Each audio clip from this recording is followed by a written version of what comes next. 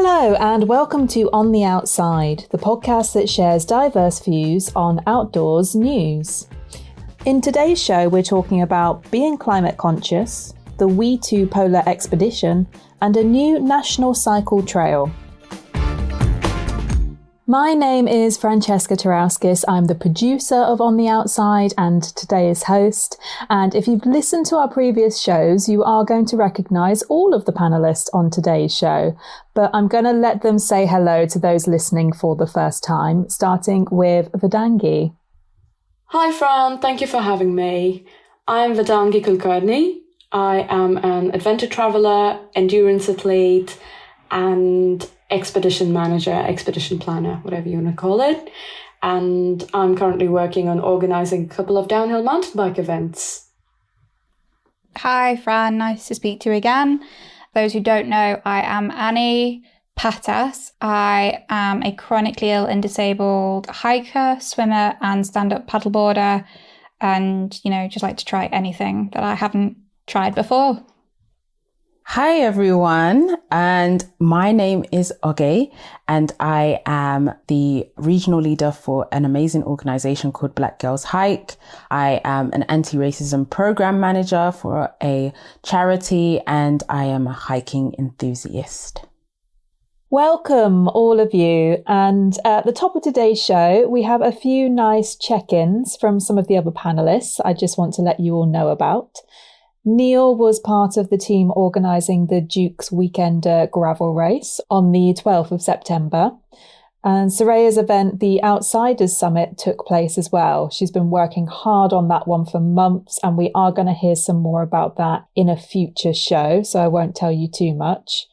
And Fripp was at the Keswick Festival, where he announced his crowdfunder for his Glide to Pride film. So do go and check out all of those things. They will be in the show notes for you.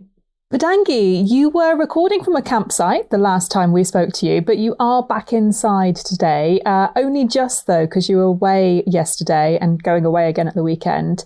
But where were you yesterday? Just tell us very quickly. So yesterday I was actually at Women in Bike Industry Meetup, which happened at Forest of Dean. And there was everyone, right from freelance writers, editors of magazines, to people who work with bike brands or outdoor brands. And it was really interesting. We basically all came together, introduced ourselves. We rode bikes for most of the day. Did some yoga, but I wasn't there for that. There was some life coaching involved, I hear. Again, I wasn't there for that.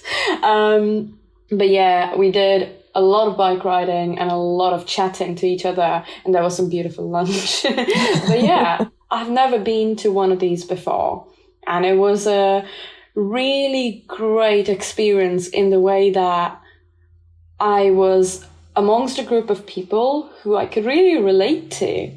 And yeah, that was really cool. That felt surreal. Yeah, fantastic. It's so nice to hear. And we will hear something from Annie a bit later on in the show as well, because she was away at the weekend just gone on a similar kind of retreat. So our first story today comes from Oge, who is going to be talking about some articles that were on the Great Outdoors website. Oge. Yes, so this particular article was written by Hannah Linden in August 2021, and it reads, "Less cars, more buses. How do we address traffic chaos in national parks?" And it talks about the need for radical transport measures in these national parks. The RAC estimated that 29 million people will be motoring off on staycations this year, leading to unprecedented levels of traffic and bumper-to-bumper queues. It highlights the issues of parked cars along Penny Pass to get onto Snowdon and the queues trying to get to the top of Snowdon. And so this increases carbon emissions, especially in the Lake District. It says that transport accounts for nearly half of those total emissions, and thinking about ways of how to move towards sustainable transport without discouraging visitors.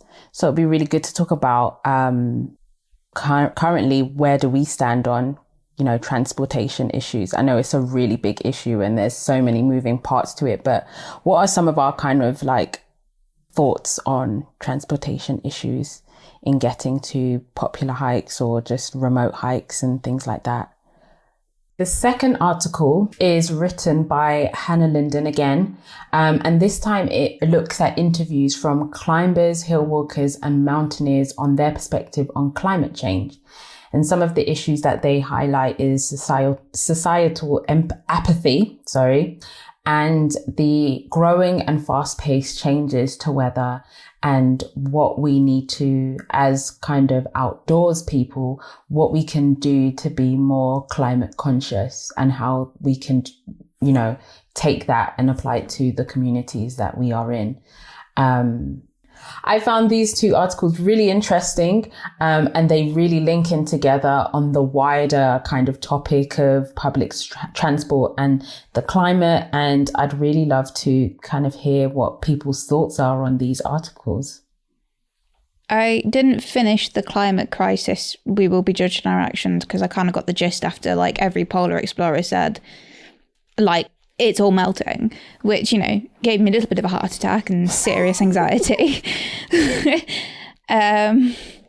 But for good reason, because it is absolutely terrifying that landscapes are being absolutely ruined. But you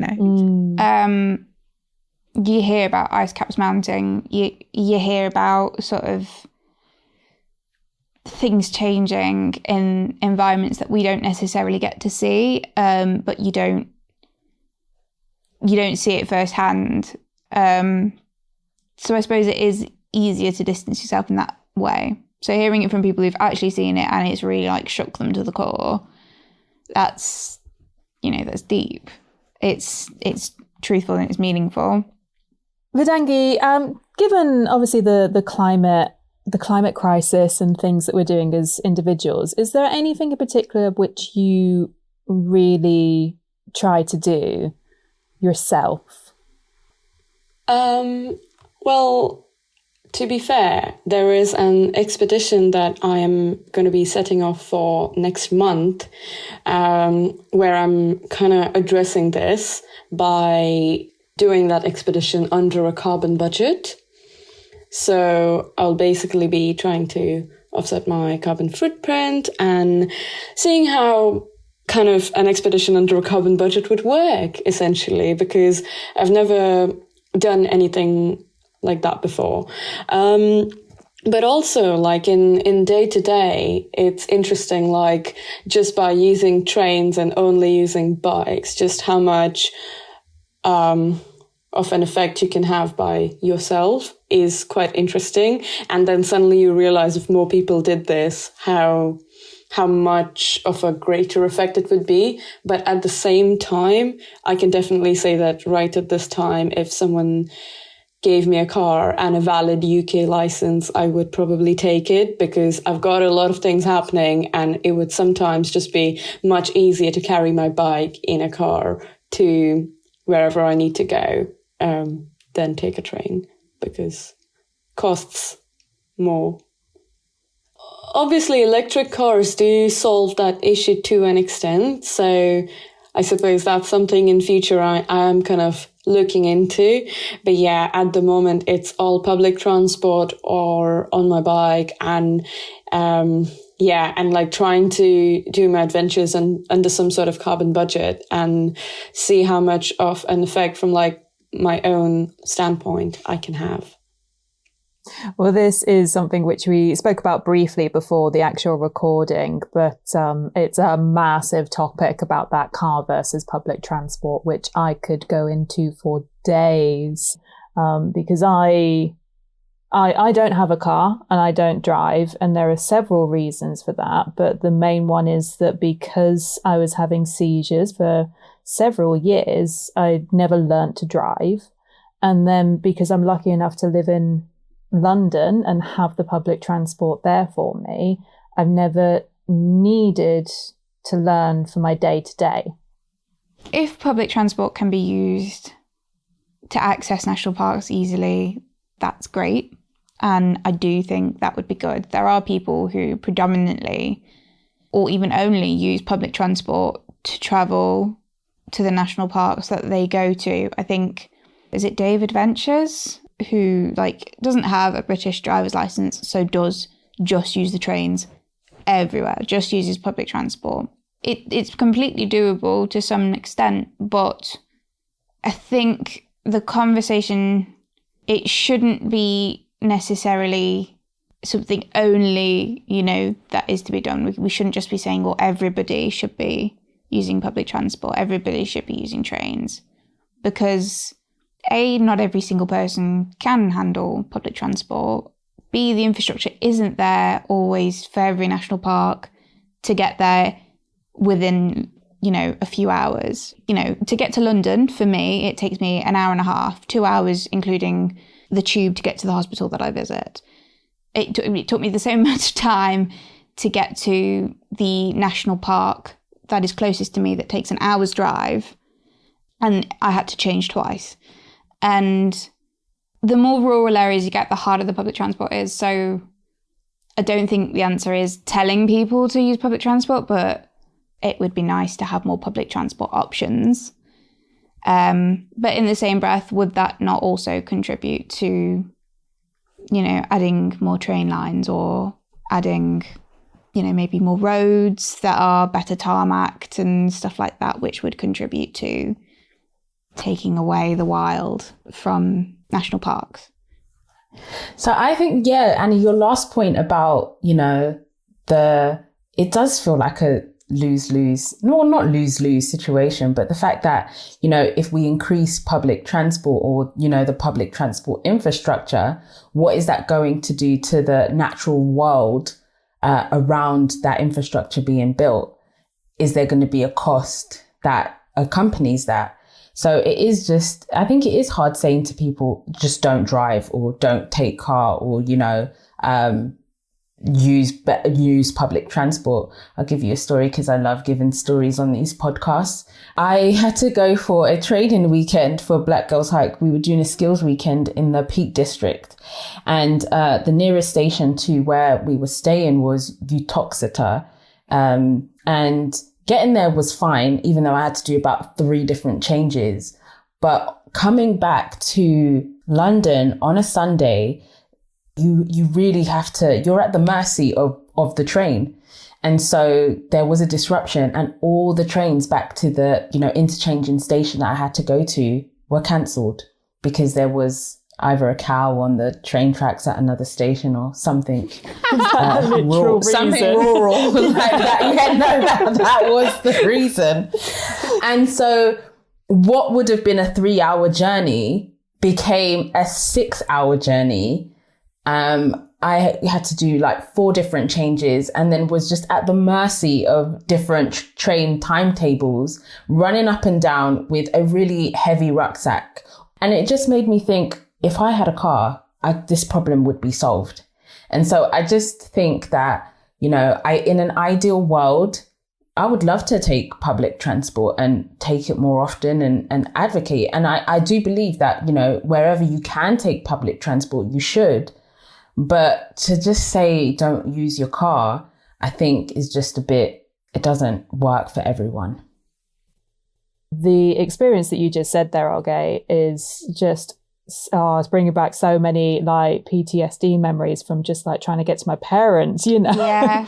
My parents' house, which is like 45 minutes in a car journey. Yes. And we've literally had journeys that have taken us an entire day to get there, because there's bus replacements and train lines being closed or redone, or, all of this kind of stuff. It's just a constant problem with public transport in this country. That, as you say, telling people to use it's the wrong way around. We need to make it better before we can tell people to use it. Aside from transport, which is obviously a big thing we can all try and consider, are there any other aspects to being an outdoors person that you are very climate conscious when you're doing it? Getting you thinking. I think awfully, in a sense, no. I'm probably more climate conscious in home life than I am outdoors life. I mean, it's not so much climate conscious as just trying to be respectful to environments as well. So sticking to footpaths in places that are like, you know, have nesting birds in and stuff like that, ground nesting birds. Not parking on grass verges of farmers' lands or in front of gates where emergency accesses might need to be done, or clogging up roads. Not going to an area if it is very busy. Like, we've many a time gone to a place, seen that it's like way overcrowded and like the streets are, you know, the roads all crammed up and there's no places to park, and turned away and gone to an alternative place, which, you know, I know is a bit quieter. I've never done a litter pick, which is something I'd like to do when I remember to go buy a litter picker. And I'd say I've probably not done much in climate emergency wise when going outdoors. Do you know what? I can't say that I do anything climate wise. I just feel like a really bad offender. I'm so sorry to everyone who's listening. Don't think any less of me, but I take my litter home with me, if that's does that count? It does count. But no, I am in two minds about, you know, this whole topic of, you know, individual climate consciousness, and as an outdoor enthusiast, how can I be more climate conscious and climate aware? I don't know, it's difficult for me because I really don't want to pick up other people's litter. I'm going to be really honest, I don't want to. And it's quite triggering for me as a Black woman, picking up people's litter. You know, because back when my parents came, when my mum came here, we had to do cleaning jobs. So cleaning up after other people is quite triggering for me. I don't want to have to do that. You know, I would always advise people, be climate conscious where you can. And if that is if taking your litter with you is your act of climate consciousness, start small and start there. That's my advice. So I would very much like to hear from listeners what small or big steps you are taking to help combat the climate crisis. We are on Twitter and Insta at On The Outside Pod, and our email address is ontheoutsidepod@gmail.com. So please do send us your thoughts on this one. Our next story comes from Vedangi, and we've just heard a little bit about reducing our carbon footprint and using more public transport and active travel. Vedangi is going to talk about a new national cycling trail called the West Kernow Way. So Cycling UK just launched on 2nd of September this 230 kilometre off-road trail called West Kernow Way in Western Cornwall. And in short, I would basically say that West Kernow Way is a cocktail of steep hills, quiet coastal villages, beautiful gravel trails, some really colourful Cornish countryside. And yeah, I just think that when it comes to experiencing the best of Cornwall, it really kind of ticks all the boxes. And you start from Penzance, you head west towards Land's End, and from there you kind of go like a bit north over to St. Just, and then you join something called Tinner's Way, and that's basically like an old kind of mining trail, and it's one of the lost ways actually, so something that's actually a bridle way, but it's on site marked as a footpath. And yeah, along there you see some sites like Men and Toll and stuff like that, and some really cool kind of old mining locations. And then you kind of head down to Port Leven, Lizard Point. At some point you cross this really beautiful beach called Lubar Beach. It's really pretty. It's like turquoise waters and really beautiful. Yeah, you kind of like head back north towards like Stydians, and some trails around there are genuinely like dream gravel stuff. And yeah, it's like a figure of 8. So then you kind of move back to Marazion, which is like only 5 kilometers from Penzance. And Marazion is actually where you can, at low tide, walk towards St. Michael's Mount, which, funnily enough, the first time I went there, I thought it was like a film set. And I was convinced that wasn't like a real place, but then I watched it, like I saw it like up close and I was like, oh, okay, this is real place. This is not a film set. But yeah, that's West Kernow Way. And yeah, you can get the guidebook. You can read articles about that on Guardian. And I think there's something up on Bike Radar as well. And yeah, the guidebook can be bought from Cycling UK website. Little plug there for Cycling UK website. Whoop, whoop. Yeah, lovely. So it just sounds amazing. And that's coming from someone that's not even really a bike person, although I do like riding on gravel and off-road sometimes. But I'd like to just open this up to Oge and Annie and see what your thoughts are on this one. I am a non-cyclist. So other than cycling during the first lockdown, you'd class me as a non-cyclist, but yeah, I mean, just from Vedangi's description of this new bikepacking route, it just sounds so beautiful. And I think Cornwall is a beautiful place. So I'd love to do a long distance bike ride. I don't know if you have to prepare beforehand, but this sounds really, really interesting.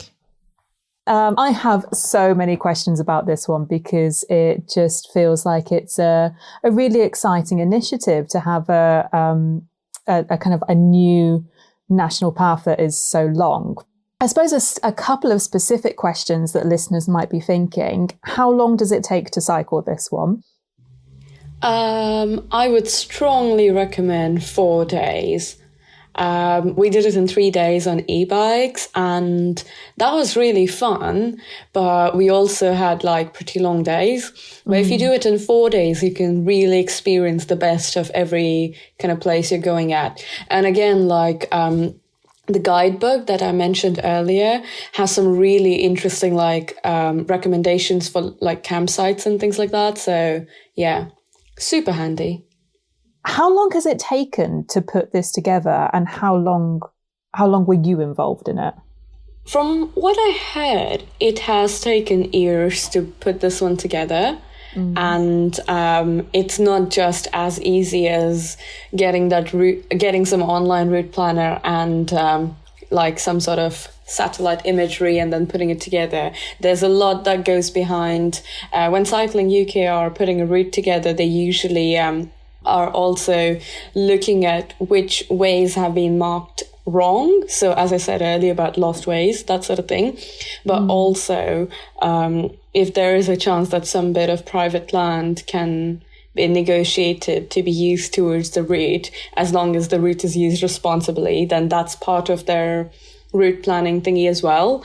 And obviously they can do that. I someone like me can't just be like, I'm going to plan a route and I'm going to talk to the farmers and I'm going to, get that bit of route sorted for everyone. I can't do that. But like an organization like Cycling UK can perhaps.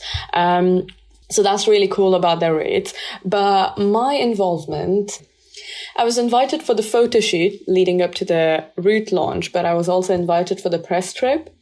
So I joined a few really cool cycling journalists for this. And yeah, my first ever press trip. And yeah, it was fun to say the least. I learned, like, it was a steep learning curve. It was like, oh, so like, I'm just not like riding by myself and thinking to myself. It's also like there's a lot of, okay, we're experiencing things and now I have to think about how to write about that experience. So that was super interesting. And yeah, such a great opportunity. Like, I'm really grateful for that. Yeah. Annie, what's your relationship like with cycling? Unsteady. I think I used to I had a bike and I used to be on it every single day as a kid. But it was sort of just cycling around my local area. I was not steady enough to cycle on the road to go anywhere longer. And yeah, it just kind of left it at that. I don't think I ever had like comfortable seats enough for me, so it used to hurt joints. I was undiagnosed at the time when I used to ride as a kid, so I think I liked it less at the time because it hurt and I felt tired and it didn't feel worth it. After a while, once I started to get like worse and worse with my health. But I don't know, maybe it's something I want to try because we've got the Tissington Trail nearby, and that's like a big cycle route. Like it's a thing that everybody cycles down. It's not as cool and rad as like down the coast of from Penzance to Lizard Point, but it's a big deal for me. But I'm apprehensive to try it. But I was about other things and I ended up trying them. So maybe one day, just not today. V, you should take me out. Yes, absolutely. So V, you were saying that you did the cycle route on e-bikes. Annie, do you think that's something that would make cycling a little bit more accessible or more like exciting for you? Yeah, I totally picked up on that actually, and I was like, oh, e-bikes, we can do that. Like, I just thought e-bikes were like, you know, for commuting to work and stuff. But actually, like, I did pick up on it and was like, I might ask about that later. So, like, what is an e-bike? Like, how does it work? Like, is it something that, you know, you can stop pedaling for a while and have that rest? So that's interesting. Basically, the way an e-bike works is that there is a motor near the bottom bracket, and when you pedal, it kind of generates a little power to give you a bit of a boost. But the ones that we used, basically, they had 3 modes. One was like eco mode, which gave you like a little boost. You know, it was still enough to get you up like 20% hills. You still had to like pedal. You still had to, you know, put in some physical power to get up stuff, because again, like we had to make it last for 3 days. So we did that. The second mode is called trail mode. So I can 100% say that, you know, coastal hills are pretty steep, and I put it on trail mode, and I remember it was like the bike was carrying me. It was a very strange sensation. But also it's like you pedal and you're going like much further than you would expect with the power that you're putting in. So that was cool. So one thing is like you have to be in the right gear for that to like work out well. And then third was turbo, which was essentially you sit on your bike and a little pedal will basically just take you further. And, you know, you kind of keep doing that. And it's really cool. Like, almost feels like eco mode. I can say it feels like tailwind. It feels like you have a forever lasting tailwind that's helping you push on. So and that lasts for ages. So I definitely recommend an e-bike, but at the same time, talking about e-bike and accessibility, have you seen the prices of e-bikes? Like that don't make it accessible. Yeah, it's super expensive. It costs like up to $5,000. It's ridiculous. That was going to be my next question. Is it actually affordable, or is it something like maybe I should just hire for the day? Okay, you're shaking your head there. Because I was just about to say, I wonder how much those e-bikes are, and can you hire one, and what would be the cost and all of that. But that sounds really interesting though.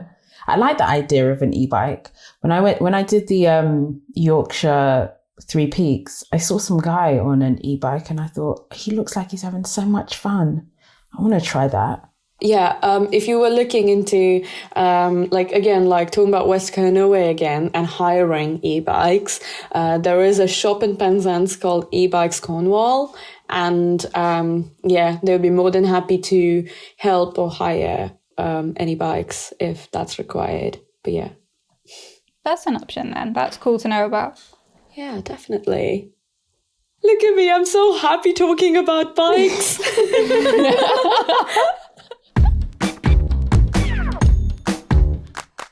And our last topic today comes from Annie.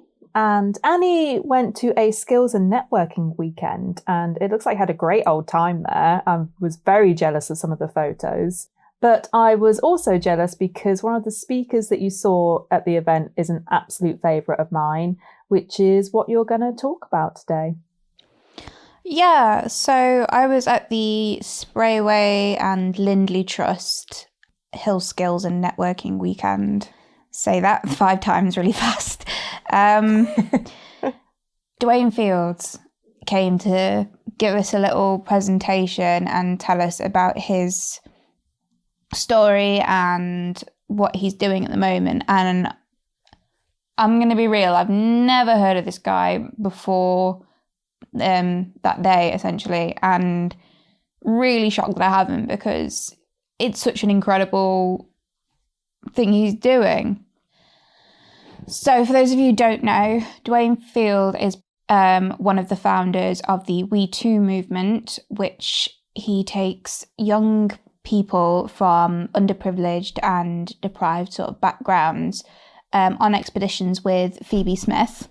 Their next expedition is in 2022, where they're going to be taking 10 young people, more if funding allows, from disadvantaged backgrounds to Antarctica, which, trip of a lifetime.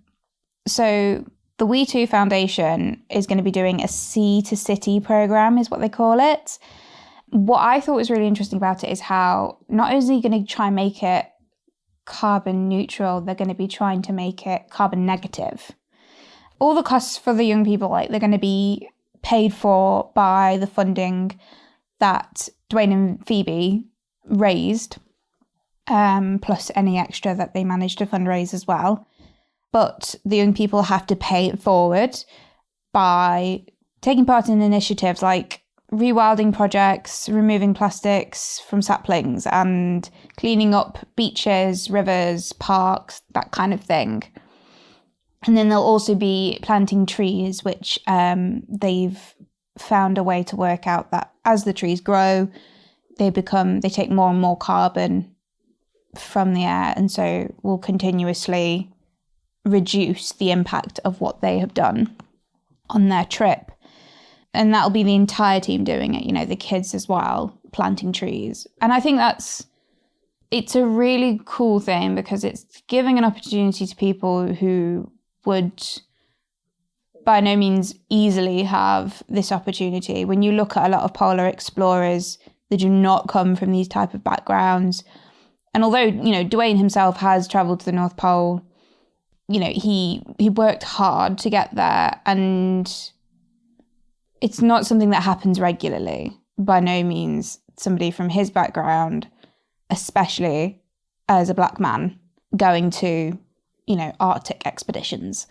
So this opportunity that he's doing and him and Phoebe are doing is going to provide a once in a lifetime experience for young people, and also teach them about sort of the climate crisis and about giving back and looking after the environment, which I think is an important thing in our next generations.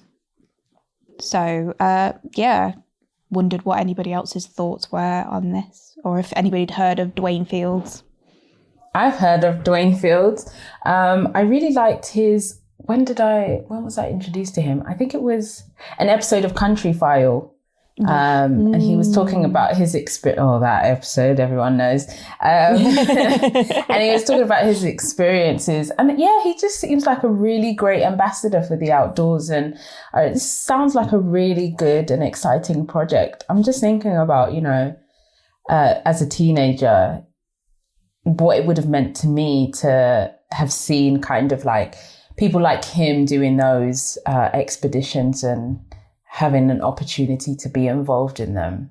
I probably would have ignored something like that, because that was never really my thing when I was growing up. So, but I'm glad I'm glad young people have the opportunity to be able to do more of those things. And I think there should be more initiatives geared around kind of really opening young people's eyes to, different events and different expeditions and different things that they can do in the outdoors. I'm really inspired by what a lot of young people especially are doing in the outdoors. And it's really inspiring to me to see that.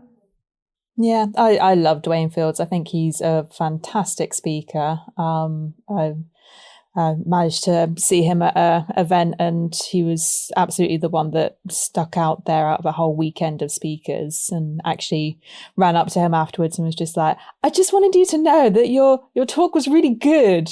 And like fangirled all over him. As you do.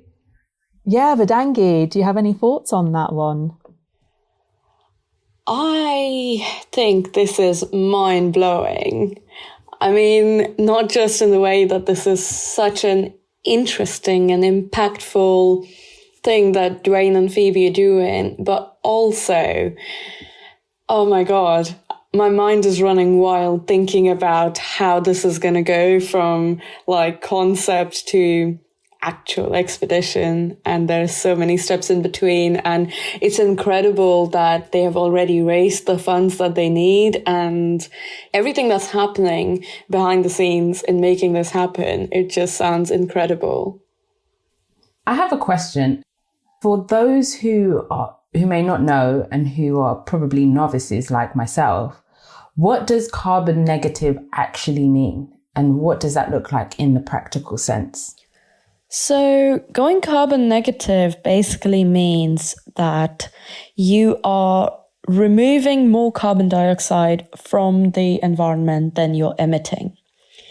And there are so many ways that are like kind of practical in day-to-day life. So anything from working towards protecting endangered species to planting more trees, using less electricity. All of those things kind of add up to living a carbon negative life. You're doing your next trip to make it carbon neutral. What kind of things go into that? How much do you have to do to make something like that carbon negative?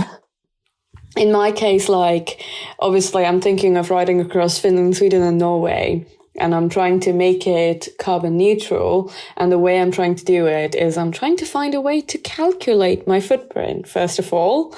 And then I'm going to look into how I can make my trip across, and trip back as kind of, at least environmentally impactful as I can. I don't know the right term for it. But yeah, I'm trying, like, currently this is like very much a research thing where I'm trying to figure out, is there a standard way to do this? Or like, are there any organizations which can help me with this? I know there are organizations which can help with production companies doing carbon neutral productions, like film productions. But as me doing this by myself, I'm not sure how to go about this. So this is like a really cool bit of research that I'm currently working on. And so far I've just got as far as figuring out how can I find a cargo ship to take me to Finland. And so yeah, even if I find that much, I'd be happy with myself. And then finding my way back in some really bizarre way, that would be fun. I must say, like, what it's going to be for me, it's going to be like 10 times harder for Dwayne and Phoebe, just because it's in Antarctica, because any kind of expedition that you're doing all the way down south there, getting there is a nightmare. And the environmental impact that you have just by being there also like kind of adds up. So the fact that they are doing it carbon negative, it's insane. That's really cool. So then is it really carbon negative because you're doing a whole heck of this not pollution, because but you're doing all of this, emitting all of this carbon, so to speak, and then just saying, oh yeah, well, we're going to pick up litter and plant a couple of trees. It's not a like for like situation.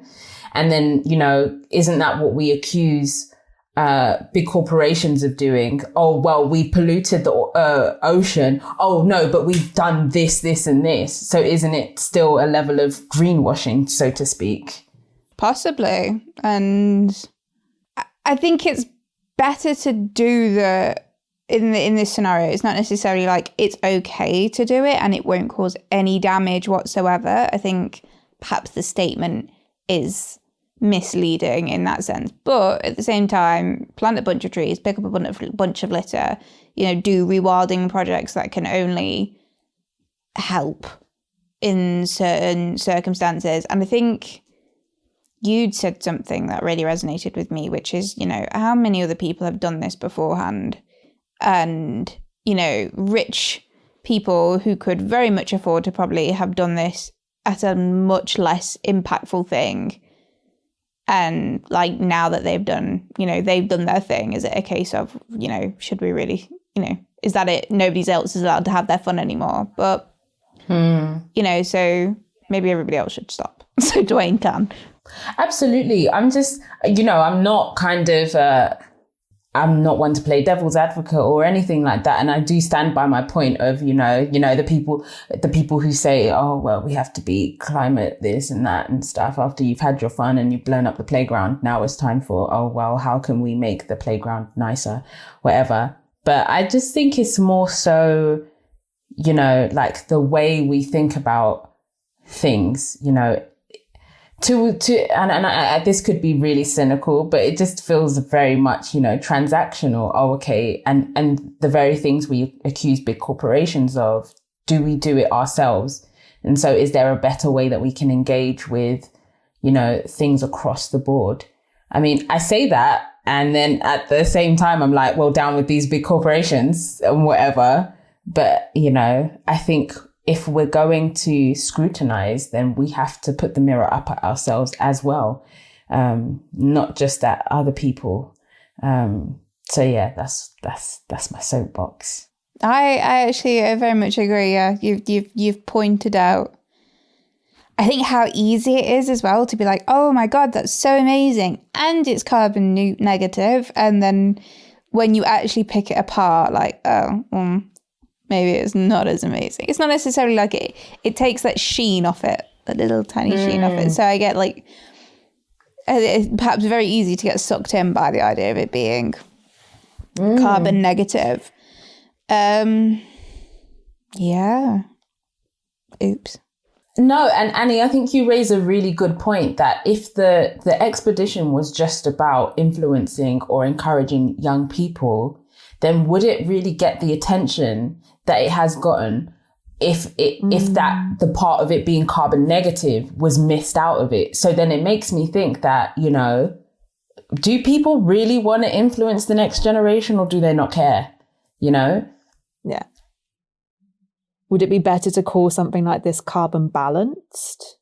Maybe. Would that be a more accurate description for it? Yeah. These are the kind of things that we need to think about when we are putting things out there to the public, is how we're I think how we're speaking about things. Yeah. I think language and narrative really matters. That's why, in bringing the 2 articles that I pulled, instead of saying climate activism, I changed it to climate consciousness, because I think it's about being conscious rather than just being, an activist or whatever. It's about being climate conscious. That, are we aware of what we're doing when we do it? Do we question ourselves, or do we just go and move on autopilot? That's why I think consciousness is such a better use of language than, climate change or, so on, whatever the pretty narrative is out there at the moment.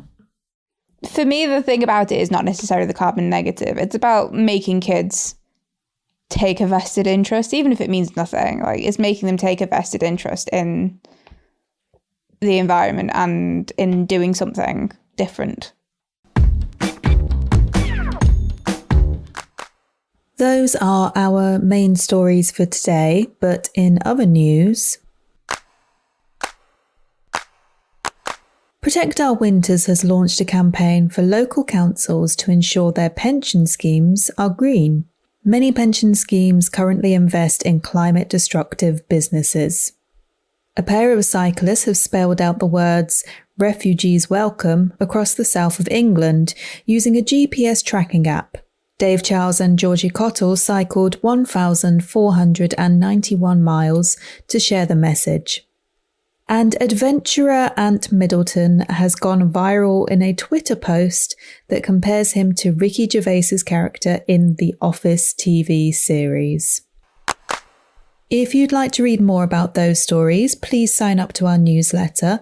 It currently goes out twice a month and includes the news stories we could not fit into the show.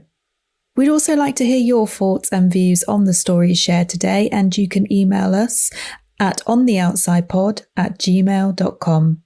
That's also where you can send us stories you think we should talk about. I hope you've enjoyed our conversation today, and every episode of On the Outside, we do like to end with our call to action segment, where our panelists give one simple action that you, as listeners, can do to help change the narratives we think need changing. Annie, what's your call to action today?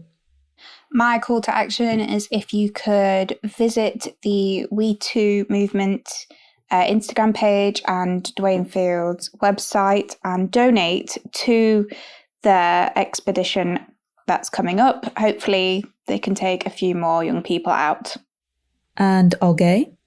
My call to action this week is to think about one additional thing or one new thing that you can do to be climate conscious.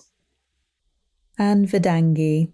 So if you found the conversation around West Kernow Way interesting, but you aren't sure where to start, I would highly recommend hiring a bike or using services like, Santander bike, Barrel bikes, and so on. You do not need to own a high-end bike to go on adventures or have fun on two wheels. So start with what you have, or just hire something for a day, try it out, see how you like it, and go from there. And my call to action for today is, if you are listening to this in Apple Podcasts, make sure you hit that 5-star rating and leave us a shining review. One review last week said, "Brilliant premise, stellar content, and an enjoyable host," which was nice to read. The show notes for this episode, including links to the articles we spoke about, are all available on our website, ontheoutsidepodcast.co.uk. On the Outside artwork is by Sophie Nolan. Music is Bass Beats by Alex Norton. On the Outside is produced by myself, and editing for this episode was also by me, with support from Jack O'Driscoll. Transcript was by Jack O'Driscoll, social media by Frankie Dewar, and our Patreon support crew are Charlie's Supply Shop and Wild for Scotland, which has just launched its second series, so do go and check that out. And of course, thank you all for listening.